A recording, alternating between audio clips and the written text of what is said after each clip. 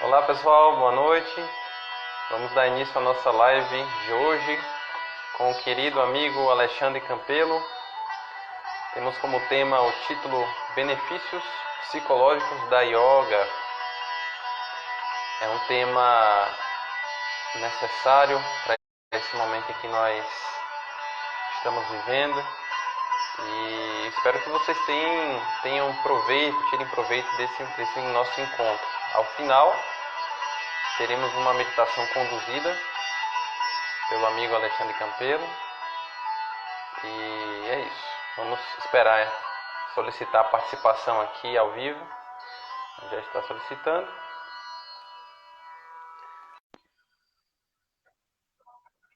Boa noite, Amúlio Loureiro. Quem mais entrou aí? Mato. Boa tarde, Boa tarde, irmão. irmão.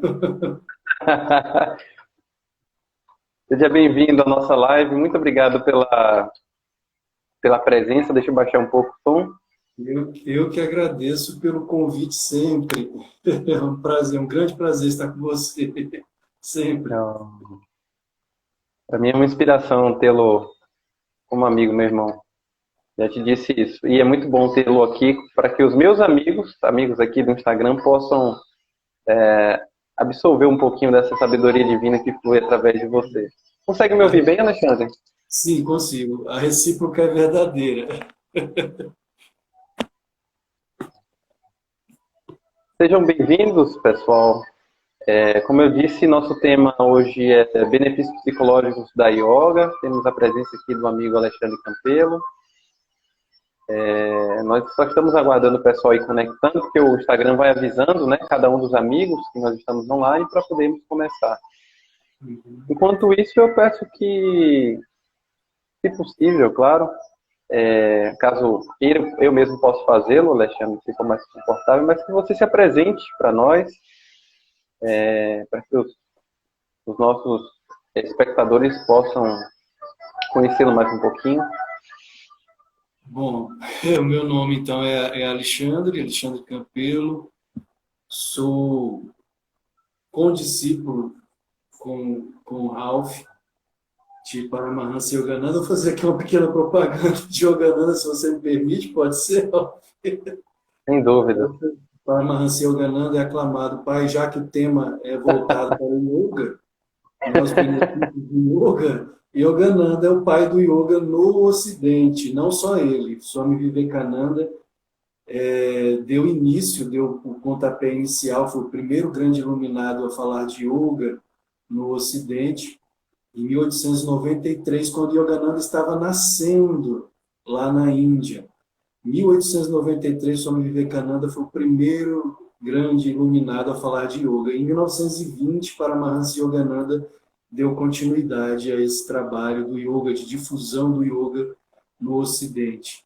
Eu também sou formado em pedagogia, tenho pós-graduação em teologia, sou escritor, tenho 3 livros publicados: o Cristianismo Original e a Unidade das 5 Religiões, Francisco, Grande Yogi de Assis, e O Encantador de Pessoas, uma viagem mística aos contos, histórias e ensinamentos da Índia. Você teria os livros para mostrar rapidamente ao pessoal, Alexandre, disponível aí? Os livros, os meus, eu não deixei aqui disponível. Fica para a próxima. Tudo bem, sem problema, irmão. Desde os 14 anos tenho praticado, na verdade, quando se fala em yoga, existem diferentes formas de yoga. Nós vamos explicar cada uma Isso, das formas. E desde os sim. 14 anos eu pratico. Então já tem aí um pequeno chãozinho, uma pequena estrada da Sim. prática. Muito bem, Alexandre. Eu, quando pensei nesse tema, achei por bem que as pessoas tivessem contato com aquilo que, para minha vida e para a vida de tantos e tantos irmãos e condiscípulos na senda espiritual do Mestre, nas sendas espirituais que usam a meditação como um instrumento velocíssimo rumo à meta suprema, rumo a Deus, estão, né, praticando, que praticam a meditação, portanto, como um caminho dentro da religião. O meu intuito era que as pessoas tomassem parte tanto da prática da meditação, como você a conduz aí no seu grupo, de modo mais profissionalmente, quanto dos benefícios da meditação a nível espiritual e também a nível psicológico, que é o tema da nossa live de hoje. Sobretudo, a ideia de trazer a yoga e a meditação para esse contexto de discussão numa live parte do interesse que é comum a todos nós, seres humanos. No momento em que nós estamos vivendo hoje, onde se vê que há uma guerra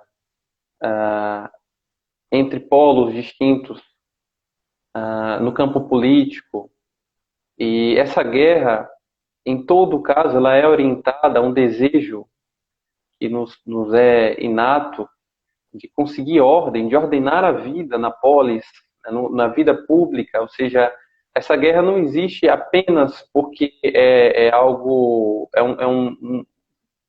um intuito negativo humano, porque há um interesse negativo humano, mas porque nós queremos ordenar as nossas vidas na vida social de um modo organizado, de um modo que permita, segundo cada qual as suas perspectivas, um convívio razoável entre similares. A vida em koinon, como chamava Aristóteles, a vida comum, a partir dos princípios comuns. Então, a guerra política é apenas uma das guerras que expressa divergência, as divergências humanas hoje, é aquilo que está para nós mais evidente.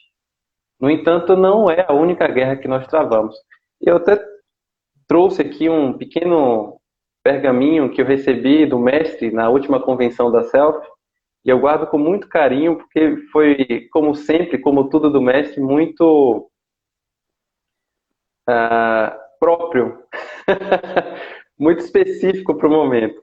E ele diz aqui um dos excertos do Bhagavad Gita, que para nós é tão necessário para entender esse mundo de hoje.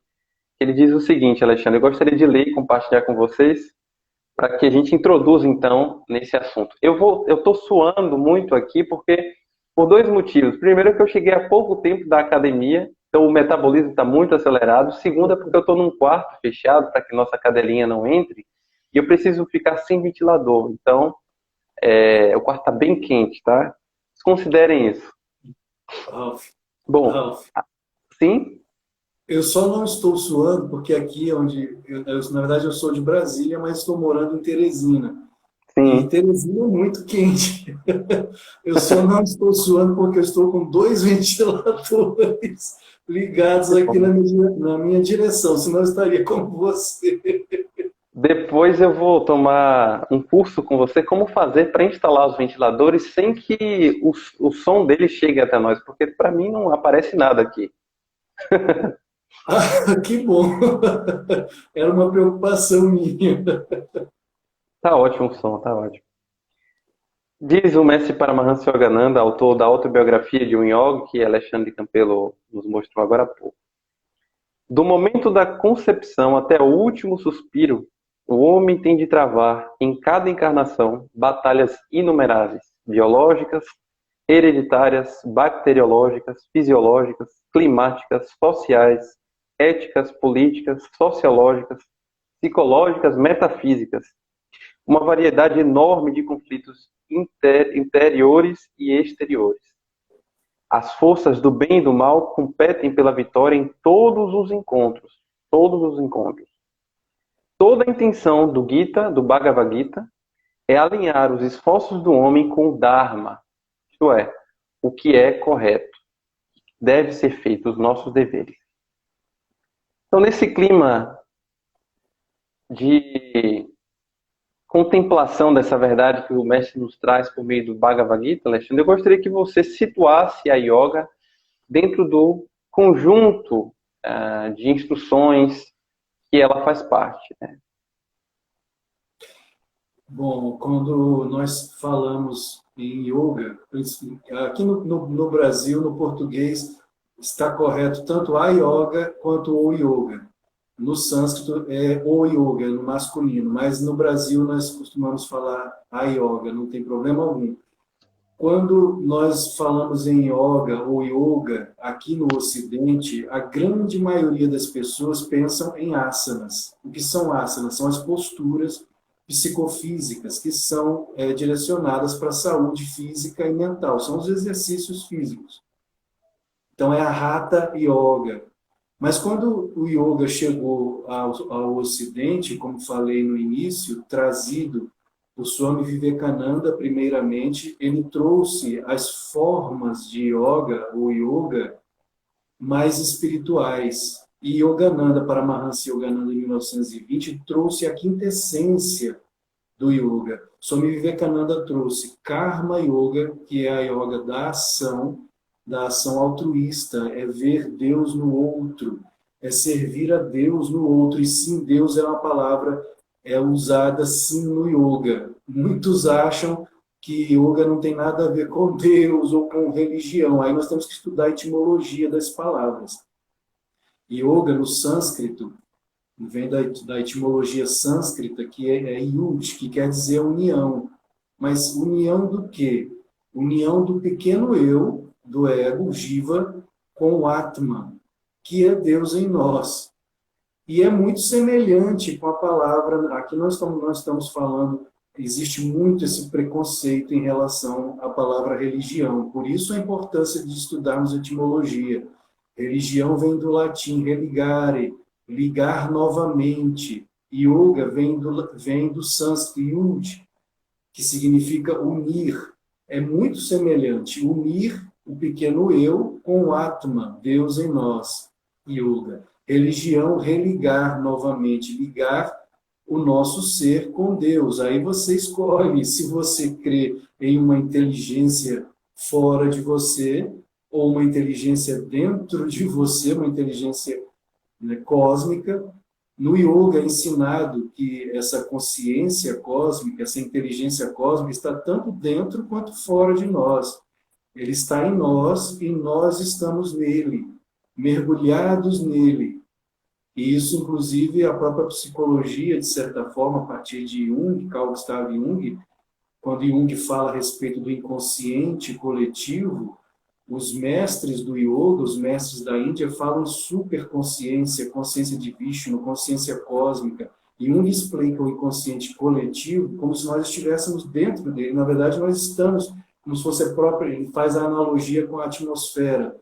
Não é? Nós estamos dentro da atmosfera, nós estamos dentro do inconsciente coletivo. Porque é meu, é seu, é de todos, nós estamos mergulhados no inconsciente coletivo.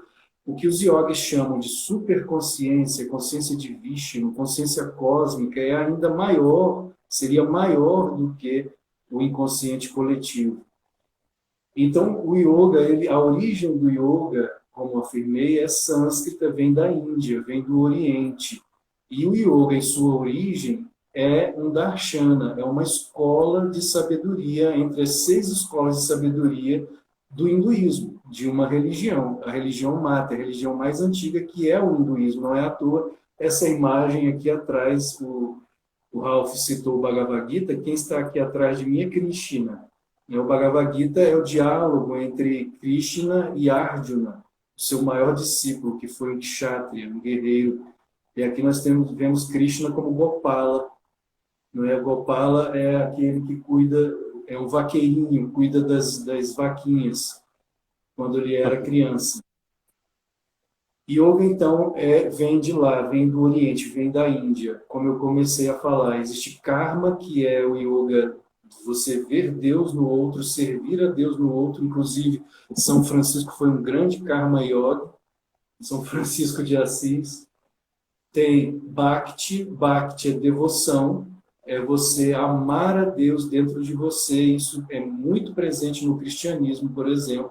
As orações, Pai Nosso, que estais no céu, Ave Maria, isso é Bhakti, isso é devoção. Você rezar Ave Maria, rezar o Pai Nosso. No yoga é Bhakti, devoção. Existe Jnana Yoga. Jnana quer dizer conhecimento, é a busca também dessa inteligência cósmica de Deus por meio do conhecimento, e não só o conhecimento livresco, o conhecimento dos livros, mas principalmente aquilo que os primeiros cristãos chamavam de apolutroses, é o conhecimento interno, é o despertar interno. Os primeiros cristãos, antes do Concílio de Nicéia, 325 depois de Cristo, antes disso, os cristãos afirmavam que ser cristão não é simplesmente conhecer a Bíblia, mas ser um Cristo, tornar-se um Cristo. Isso é yoga. Esse é o propósito verdadeiro do yoga, tornar-se um desperto, como é dito também no budismo, um iluminado. Esse é o propósito, é a meta do yoga. Raja Yoga, Raja quer dizer régio, é a yoga da meditação, é a yoga contemplativa. Nós vemos aqui São Francisco, então, não é como um Raja Yoga, também Karma Yoga, porque ele servia aos leprosos, cuidava dos leprosos, ele via Deus nos leprosos, Cristo, no caso, por ser um cristão, e cuidava dos leprosos, Karma Yoga. Quando ele meditava, essa estátua é uma réplica de uma estátua que nós vemos lá em Assis, quando estamos subindo para São Damião, que foi a primeira igreja que São Francisco reconstruiu. Você esteve lá, Alexandre? Oi? Você esteve lá? Estive 2 vezes. É uma bênção, Ralph. É algo maravilhoso, realmente estar ali. Falar de São Francisco, no lugar onde São Francisco viveu, é indescritível. A vibração é algo realmente algo indescritível. Só estando lá para sentir. E aí, quando nós estamos subindo para São Damião, existe uma estátua do tamanho natural dele, desta forma, na postura do yogi, a postura de Padmasana, a postura da meditação. Por quê? Porque ele foi um yogi cristão. A Igreja Católica não esconde isso. Para quem tem o conhecimento e vai a Assis, isso fica evidente que Francisco foi de fato um yogi. Então, Karma Yoga, o yoga da ação, Bhakti Yoga, o yoga da devoção, Guiana, sabedoria, conhecimento, despertar por meio do autoconhecimento, Raja, que é a própria contemplação, a meditação, e Paramahansa Yogananda trouxe essas 4 formas de yoga, essas primeiras 4, foi Vivekananda quem nos trouxe em 1893 ao Ocidente. E em 1920, Yogananda trouxe a Kriya Yoga, que está dentro da Raja. Só quem pode ensinar a Kriya são monásticos da Self, que foi a organização que Yogananda fundou. Eu e o Ralph somos Kriyaban, somos Kriya Yogis, mas nós não podemos ensinar, só quem tem essa função, que são os monásticos, são os monges.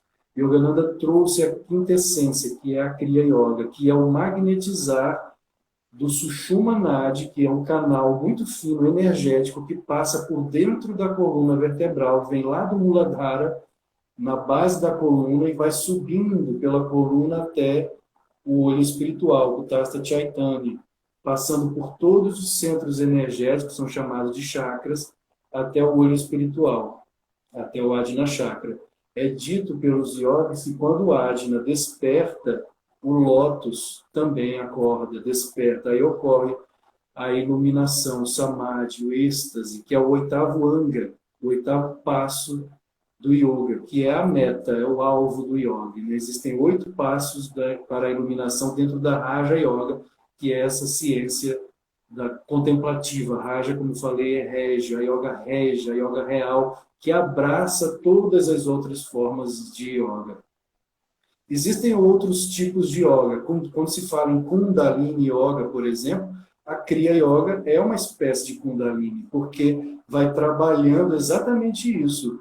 O Sushumna Nadi, esse canal que passa pela coluna, vai magnetizando esse canal para que a Kundalini, que é a energia da Mãe Divina Shakti dentro de nós, que na tradição cristã seria chamado de Espírito Santo. Para quem não sabe, Pai, Filho e Espírito Santo é Brahma, Vishnu e Shiva. O Espírito Santo é feminino. É a Shakti, é a energia da Mãe Divina dentro de nós e que está adormecida. Quando ela desperta, é a energia mais poderosa dentro do ser humano. Ela sobe como um raio pela coluna, despertando todos os centros energéticos até a iluminação.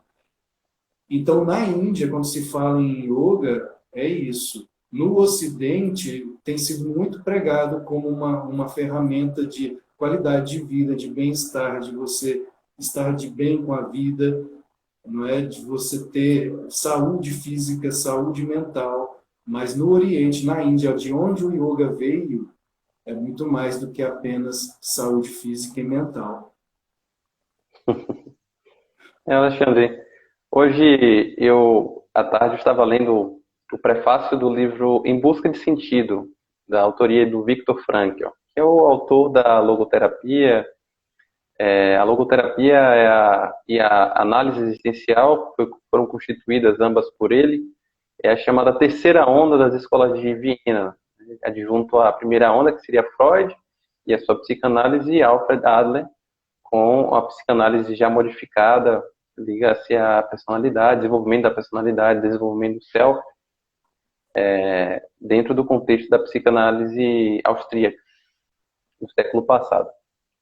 E no prefácio escrito por Gordon Allport, que é um outro grande nome norte-americano, um grande professor em psicologia em Harvard, né, um nome... Psicologia da personalidade. Psicologia da personalidade, exatamente. Altamente considerado nos meios da psicologia.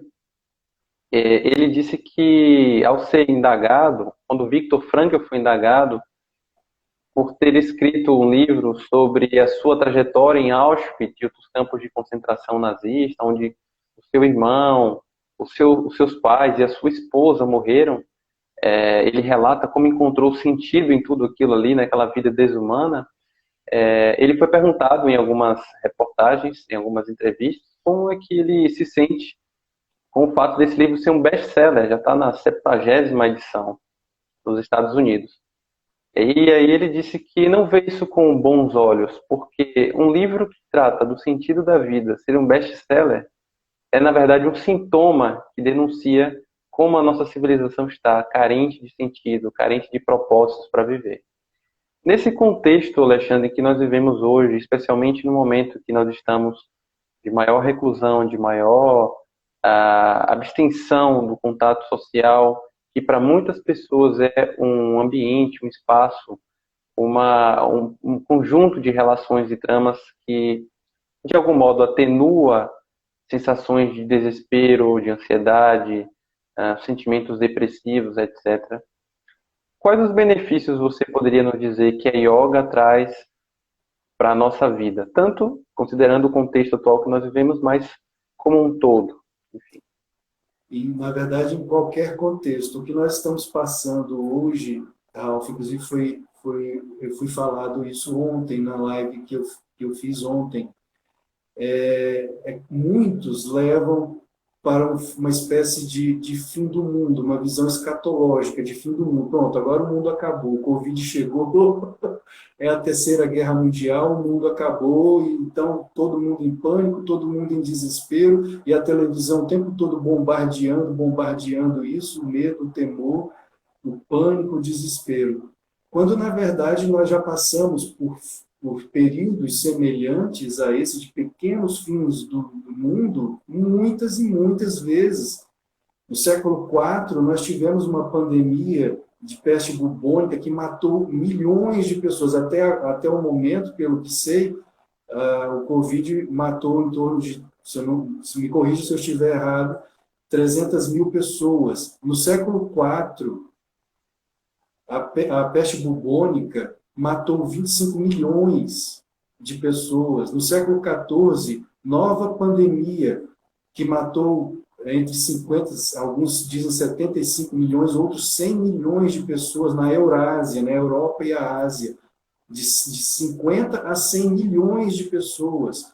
No início do século XX, nós tivemos a gripe espanhola, que também matou outros milhões de pessoas. Há pouco tempo atrás, nós tivemos o ebola.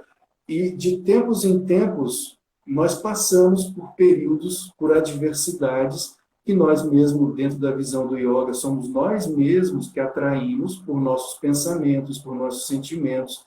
Há pouco tempo atrás houve um tsunami ali na região da Ásia. Tivemos ainda no século XX a Primeira, a Segunda Guerra Mundial, são momentos pelos quais a humanidade passa. Primeira e Segunda Guerra Mundial também morreram milhões de pessoas, momentos em que a humanidade entra em pânico, e não só nesses momentos mais dramáticos pelos quais passamos, mas no dia a dia. Existem pessoas que estão em pânico por qualquer motivo, e não precisam Covid para colocá-las em pânico. O yoga, ele ativa aquilo que isso é trazido pela ciência. São chamados neurotransmissores da felicidade. São as nossas glândulas, quando nós trabalhamos o yoga, tanto o Hatha Yoga, mas principalmente a meditação. O Hatha Yoga também ativa as glândulas, liberando hormônios positivos dentro de nós, mas a meditação muito mais. E claro que é preciso, não adianta você praticar meditação hoje e somente uma semana depois ou um mês depois. É preciso haver uma constância, é meditar todos os dias, é praticar o yoga todos os dias. O organismo ele passa a liberar, as glândulas passam a liberar esses neurotransmissores da felicidade, né, que é a melatonina, a serotonina, a dopamina, a endorfina, que esses hormônios liberados em nosso organismo nos trazem maior centramento, maior serenidade, maior esperança. Isso é algo automático, e maior felicidade. Não é à toa que são chamados de neurotransmissores da felicidade. No ano 2000, eu até estou com um livro aqui, do Daniel Goleman e Richard Davidson. O Richard Davidson é da Universidade de Wisconsin. O Richard ele fez um experimento, inclusive ele conseguiu uma carta com o Dalai Lama, isso no ano 2000, para subirem no Tibete e entrarem em cavernas onde haviam yogis em meditação profunda, para fazer experiências com eles, colocando eletrodos, para medir a frequência cerebral, né, as ondas cerebrais. E eles conseguiram essa carta do Dalai Lama, foram até o Tibete, subiram nas montanhas, encontraram alguns yogis dentro de cavernas, levando equipamentos pesados, mas chegando lá, não conseguiram, porque os yogis não permitiram, não se deixaram fazer esses experimentos. E eles, então, desceram com todo aquele equipamento e resolveram fazer essas experiências com monges mais próximos da civilização, digamos assim. E entre os monges budistas, no caso, que eles estudaram através por meio de todo esse equipamento da ciência, eles descobriram um monge francês, que é o Mathieu Ricard, que ele, com os medidores, com o eletroencefalograma, ele alcançava ondas chamadas de ondas gama. Existem as ondas beta. Agora, por exemplo, quando nós estamos ativos, conscientes, trabalhando, falando, nós estamos no nível beta. Quando você começa a praticar a meditação, você vai para o alfa. Depois do alfa vem teta, as ondas teta. Depois delta, e então gama. E o Mathieu Ricard, esse monge francês, budista, ele atingia níveis gama, de ondas gama, que são ondas de felicidade plena. Mas, claro, ele é um monge, ele pratica a meditação, aquilo que eu falei, ele tem a constância, é diária, meditar todos os dias, é praticar todos os dias. Então, a meditação, ela ajuda, e o próprio yoga, o Hatha Yoga também ajuda, porque na prática do Hatha Yoga você tem 40, 50 minutos de práticas físicas, você também está trabalhando as glândulas, e tem sempre no final, os professores de yoga sempre dão pelo menos uns 5, 10 minutinhos de meditação ou de relaxamento, que é o Yoga Nidra. Nidra quer dizer sono consciente, e você tem a oportunidade de realmente mergulhar, relaxar todos os músculos, relaxar a mente, acalmar a mente e entrar nesses estados mais profundos, acessando, então, maior controle mental, maior paz, maior equilíbrio, inclusive no dia a dia, diante de todas essas adversidades que surgem, não só pelo momento atual, não só por conta do Covid, mas por conta de tudo que a vida sempre nos oferece, essas adversidades que fazem parte da existência. Como o próprio Buda, o próprio Siddhartha Gautama, Buda afirmava, a vida é dukkha. Isso, 2.600 anos atrás, ele já afirmava isso. Desde o nascimento até a morte é dukkha. Dukkha quer dizer sofrimento. O sofrimento é inerente a esse reino de dualidade. E a meditação, então, o yoga, de um modo geral, ele nos auxilia a não estarmos tão presos a essas adversidades, tão ligados a essas adversidades, mas mantendo a mente como se estivesse desligada. Você não vai perder, obviamente, a consciência do que você tem que fazer. Inclusive, isso também é uma prática ensinada pelos mestres, você estar consciente tanto do que ocorre dentro quanto fora, quando, na verdade, a maioria das pessoas estão muito mais ligadas no fora, apenas o fora, o fora, o fora, os sentidos todos voltados para fora, para o mundo, para a atividade, e isso é que gera depressão, gera o estresse, gera ansiedade. E a meditação, então, e o yoga te ajuda a você olhar para dentro, mantendo a consciência do que ocorre do lado de fora, mas ao entrar, ao olhar para dentro, você tem um maior equilíbrio emocional, uma maior qualidade de vida em todos os sentidos, porque você então consegue estar nessa paz, nessa fonte interna, ao abrir os olhos, mergulhado nessa paz, ser capaz de, inclusive, separar o trigo do joio, trabalhar no mundo de uma forma menos apegada e com menor temor. As adversidades sempre existiram na humanidade e continuarão existindo. Isso faz parte do mundo. O benefício do yoga é esse, liberando esses hormônios que nos trazem maior equilíbrio, maior centramento e, consequentemente, felicidade. Os yogis afirmam que existem 3 estágios na prática da meditação. Quando se fala em meditação, é yoga, como eu afirmei. Meditação é yoga. O primeiro estágio é paz. Então, quando você começa realmente a meditar, a praticar o yoga, a ter essa constância todos os dias, você começa a sentir maior paz interna. O segundo estágio, segundo os mestres, é a alegria. É uma mescla de alegria com paz. Porque se você fica só na paz, essa paz pode se tornar monótona. Só paz, paz, paz, ela acaba se tornando monótona. Então você tem que aprofundar, tem que meditar mais, e aí ela se transforma em alegria. E o terceiro estágio é bem-aventurança, é Ananda. Aí você já se tornou aquilo que os yogis chamam de um bem-aventurado, um siddha. Os siddhas são os bem-aventurados. Eles já mergulharam de tal forma que já ultrapassaram tudo que é dito comum, o senso comum. Já mergulharam na inefabilidade, como é dito. Não Entendi. sei se consegui responder a sua... Perfeitamente. Eu até perguntaria um pouco mais, Alexandre, sobre os benefícios psicológicos. Olha, deixa eu aproveitar essa pergunta aqui. Existe predisposição para praticar a meditação? Tenho vontade de tornar um hábito, mas às vezes que tentei não tive sucesso. A meditação é como... Itana, Itana, isso é minha namorada. oi? Beijo, Itana. É minha namorada, Itana. Prazer, Itana. Você está super bem acompanhada. A meditação, a maior discípula de Yogananda foi Gyanamata.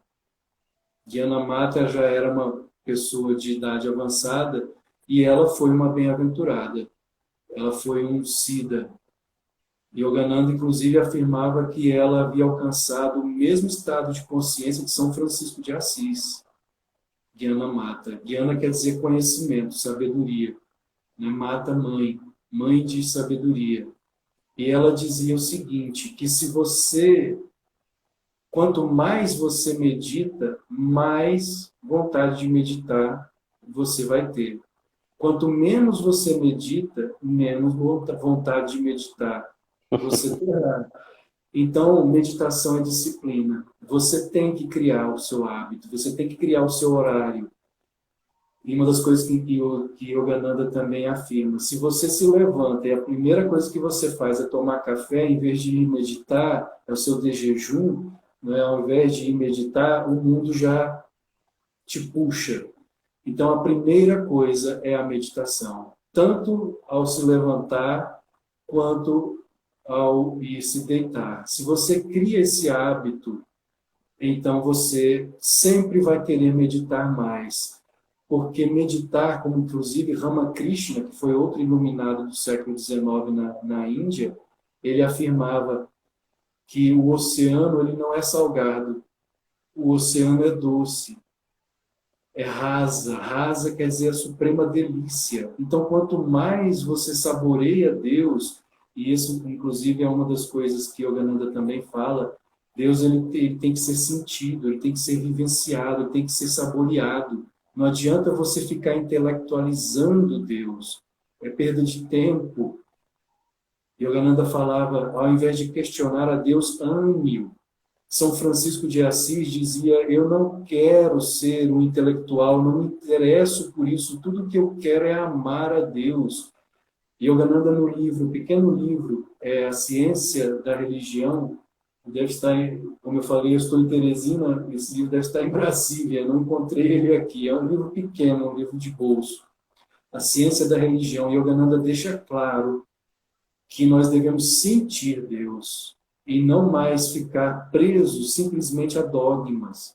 Porque se você fica só preso a dogmas, ao que está escrito, que está escrito, que está escrito, e não sente Deus, não vive Deus, não experimenta Deus, não saboreia Deus, como dizia Ramakrishna, o oceano não é salgado, o oceano é doce.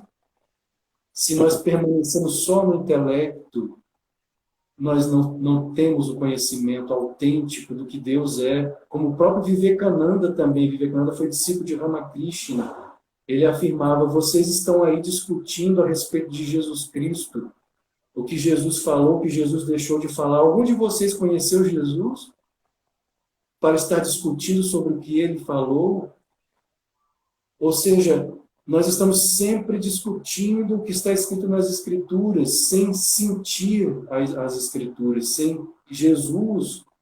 Yogananda dizia, era a Escritura viva, porque os fariseus da época de Jesus afirmavam que ele falava com autoridade. Não é porque ele conhecia, só porque ele conhecia as Escrituras, mas não era só por isso. É porque era um iluminado. Então, quando ele falava, havia ojas Shakti, energia vital acumulada. É dito que quando um santo fala, não é o caso aqui do Alexandre nem do Ralph, quando um santo fala, produz impacto. Até uma simples palavra, qualquer palavra simples, porque está carregada de energia vital, de luz. O próprio Vivekananda, quando chegou à América em 1893, a primeira palestra dele, no auditório lotado, nos Estados Unidos, ele só falou isso, irmãos e irmãs da América. O auditório inteiro de pé, aplaudindo Vivekananda por minutos.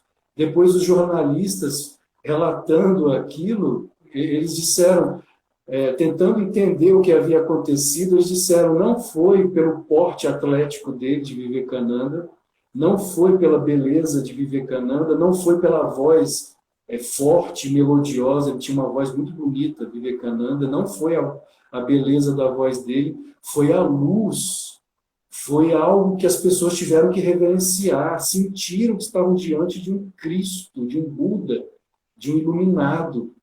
A mesma coisa acontecia com Paramahansa Yogananda décadas depois, quando ele chegou à América, como é relatado pelos discípulos que conheceram ele pessoalmente. Não eram homens comuns, autênticos iluminados. Essa é a grande diferença.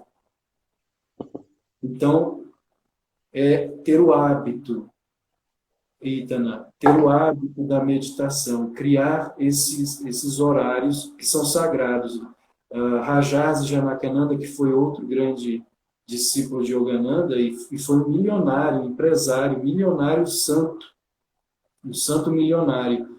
Até às 10 horas da manhã, ele não recebia ninguém. A secretária dele afirmava que ele estava em reunião. Até às 10 da manhã, isso todos os dias, sempre em reunião. Com quem? Com Deus. Com Deus. Até às 10 da manhã, ele estava meditando. Depois das 10, ele ia trabalhar. Claro que ele, como milionário, empresário, podia, né, ter essa regalia até às 10 da manhã. Muitos de nós não têm. Então, você precisa acordar às 5 da manhã, medite pelo menos 15 minutos, 30 minutos, crie esse hábito, e aí sim você vai fazer as outras coisas. Antes de dormir, desligue a televisão, para que perder tempo com televisão? E Yogananda dizia que o melhor lugar para a televisão é trancada dentro do armário. Então, desligue a televisão e vá meditar, ou ler um bom livro. Crie esse hábito. Não existe nada melhor. Alexandre, nesse mundo em que nós estamos vivendo, uma pergunta fora de script aqui, tá? Onde há tanta dispersão, tanta ansiedade, o Brasil especificamente está aí na linha de ansiedade é um problema epidemiológico, está nos primeiros lugares no ranking, se não está ocupando o primeiro lugar, com mais casos de ansiedade. Então, tudo que é dispersivo, tem um fator odioso, ilusório por trás, né? A dispersão da atenção, a dispersão da energia, a dispersão dos comportamentos, e as relações frívolas, sutis, a crítica exagerada ao outro, as ações dos outros, a benfeitorias. Enfim, nesse mundo tão conturbado que nós vivemos hoje, no mundo que é tão difícil de encontrar algum conforto, algum conforto mais tangível, qual a importância da yoga? Qual a importância da meditação? E qual o propósito da meditação para o homem moderno? É exatamente esse que está no Bhagavad Gita, esse equilíbrio. Uma das coisas que Rajan Sen, embaixador da Índia, percebeu em Yogananda, eu cito muito Yogananda justamente pelo fato de ser discípulo dele, mas aqui é uma coisa que nós devemos deixar bem claro. Nem eu, nem o Ralph estamos representando a Self-Realization, que é a organização que Yogananda fundou. Somos discípulos de Yogananda, mas não falamos só de Yogananda. Tanto é que falei aqui de São Francisco, de Ramakrishna, de Vivekananda, de Buda. Mas, no caso, quando o Rajan Sen viu Yogananda pela primeira vez, ele disse que ele viu literalmente luz no rosto de Yogananda.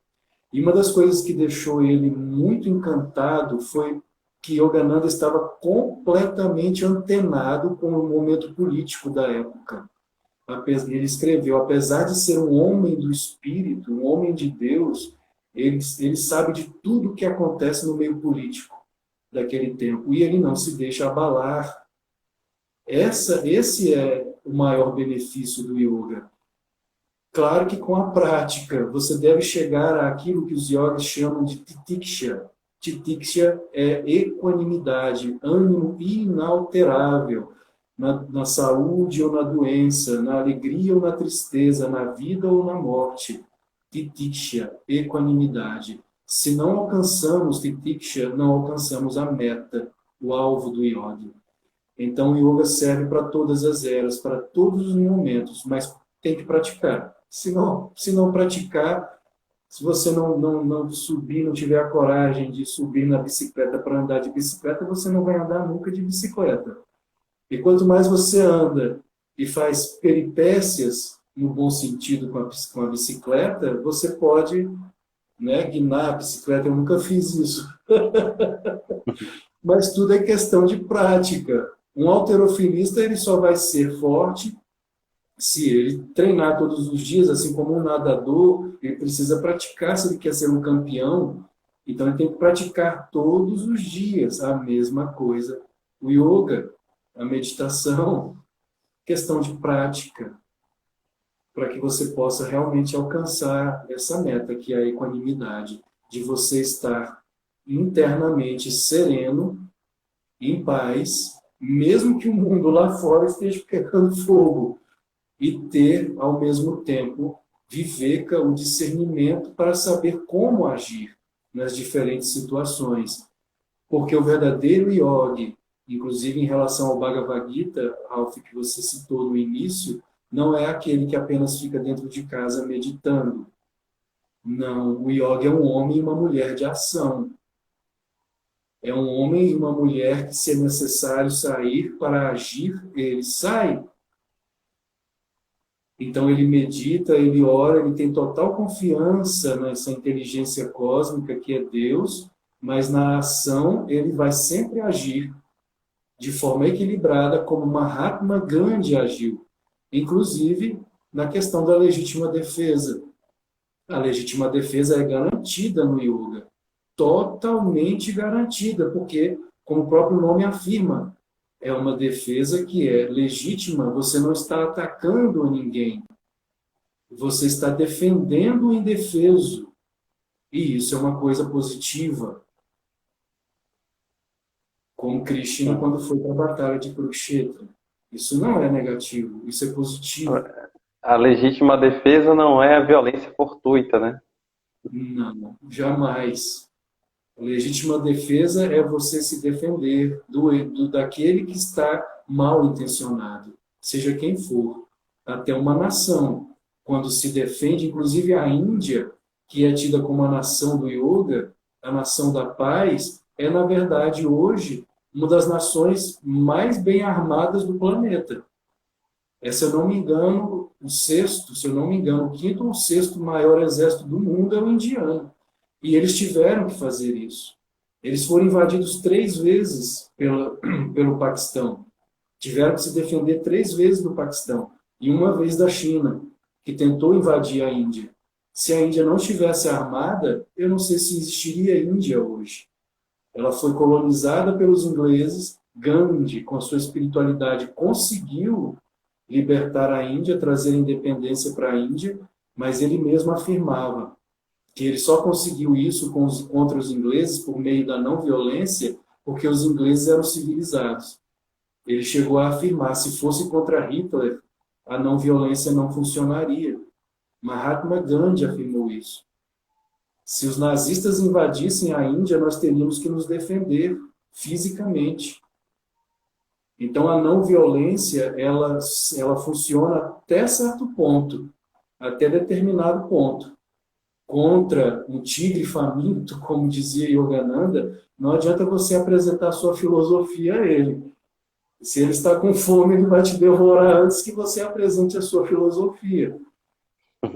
Então, em determinados momentos, o yogi é o ser da paz, é alguém da paz. Mas se ele é atacado de uma forma em que a paz, o amor, a palavra da paz e do amor não funcionam, ele tem que se defender. É dito pelos yogis que o yogi, em uma situação como essa, não se defende, ou um soldado indiano que foge de uma batalha, que foge da batalha, com o pretexto de ahimsa, de estar praticando a não violência, ele é considerado, na verdade, um covarde. Eu estou ouvindo um outro som, não sei. Desculpa, Alexandre. Está normal a transmissão? Como? A transmissão está normal? Eu estou ouvindo uma outra voz aqui na minha live. Tá normal, sim. Aqui tá tudo bem. Tem alguém querendo se comunicar. Muito bem, Alexandre. Eu gostaria de aproveitar, nós temos alguns minutinhos antes de fechar a live, 60 minutos. Eu gostaria de aproveitar esses minutos que nós temos para que você, com toda essa boa vontade que tem, pudesse conduzir uma meditação breve para quem está nos acompanhando, seguir em casa e, quem sabe, a partir disso, passar a incluir a meditação como uma prática diária, não é? Vamos lá, então. Então, eu peço a vocês que mantenham a coluna ereta, os pés apoiados no chão, abdômen contraído, ombros para trás, peito erguido, queixo na horizontal, olhos fechados.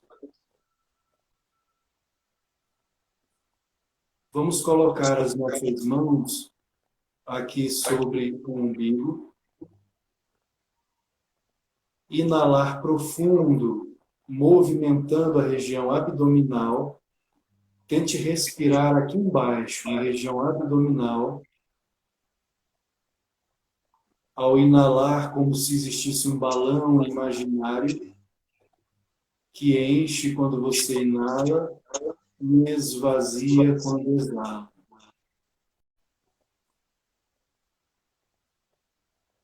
Então, mantenha a coluna ereta, inalando profundo. Na região abdominal, essa é a respiração do bebê, respiração chamada diafragmática.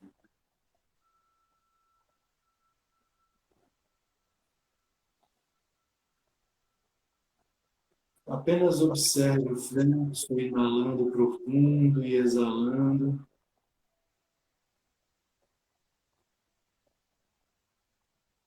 Tente também, ao mesmo tempo, encostar a ponta da língua no céu da boca.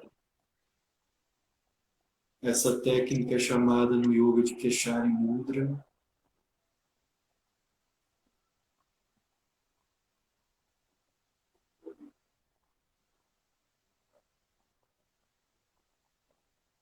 Ao inalar, conte até 5, inalando profundo, prenda o ar contando até 5, depois exale contando também até 5.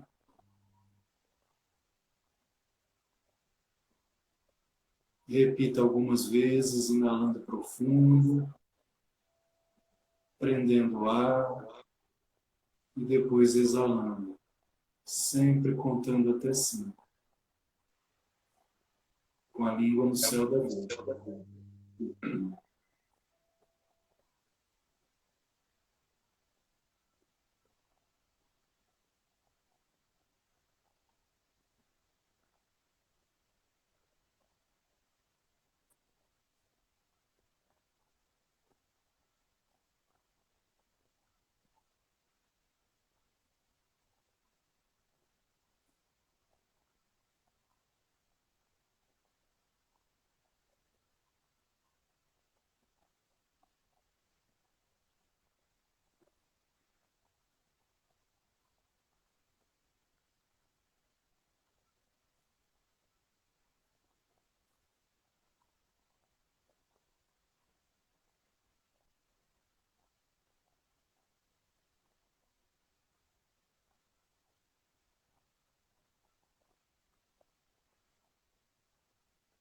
Ao mesmo tempo que você inala profundo, procure visualizar aqui no ponto médio entre as sobrancelhas uma pequena luz de cor branca, branco lente.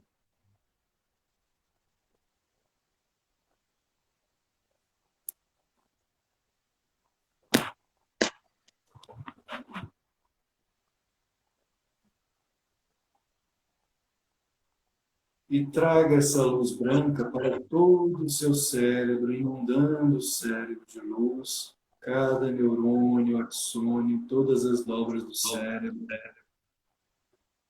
banhando todo o cérebro em luz.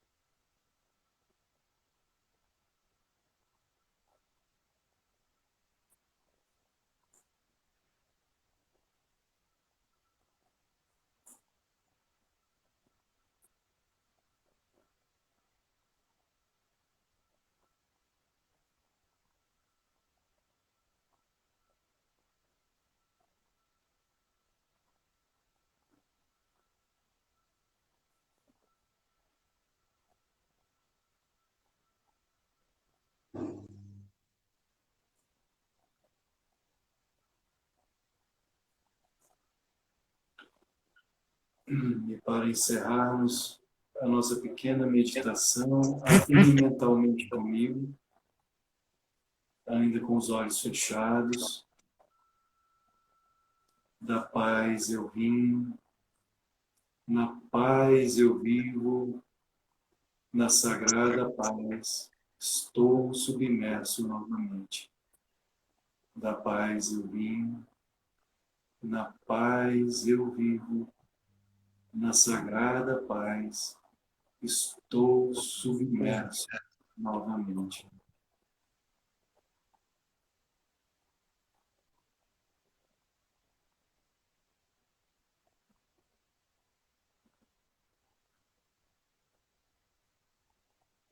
Namastê.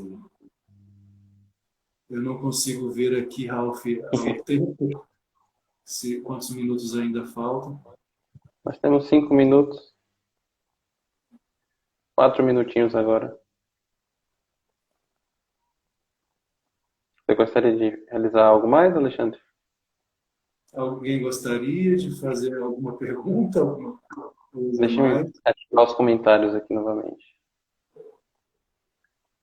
Muito obrigado, meu irmão Alexandre. Obrigado pelo seu tempo, Eu que sua boa agradeço pelo vontade, convite. sabedoria. Gratidão, Ralph, gratidão pelo convite. Agradeço, Alexandre. Então, acho que, sim, Ferreira, obrigado pela presença. Obrigado a todos pela presença. Obrigado, Alexandre, pela sua presença, seu tempo, sua dedicação. Laís, obrigado.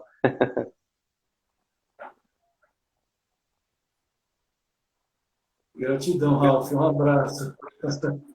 Abraço, meu irmão. Você consegue deixar gravado? Eu vou tentar, não sei como é que eu faço exatamente isso. Eu vou tentar Eu acho retirar. que você vai pedir, quando você desligar, vai pedir para ir para a IGTV. Aí você permite que vá para a IGTV. Farei isso. Assim Um será. abraço, meu irmão. Gratidão. Namastê. Namastê, irmão. Caso alguém queira obter informações sobre meditação, o livro mais recomendado é esse, Isso. Paramahansa Yogananda, a autobiografia de um yogi, que é um livro que acompanha a vida de muitas e muitas pessoas, como o Steve Jobs, o George Harrison, que inclusive tem aqui um pequeno comentário dele: guardava livros, né? Autobiografia de um yogi em todos os cantos da casa e distribuindo ali sempre que alguém chegava, dizendo que esse livro muda a vida das pessoas, e de fato muda mesmo. É Então, verdade. Também sou testemunha disso. já é, Guru, irmão. Um Já abraço. meu irmão. Obrigado, Gratidão. pessoal. Uma boa noite. Boa noite. Um abraço.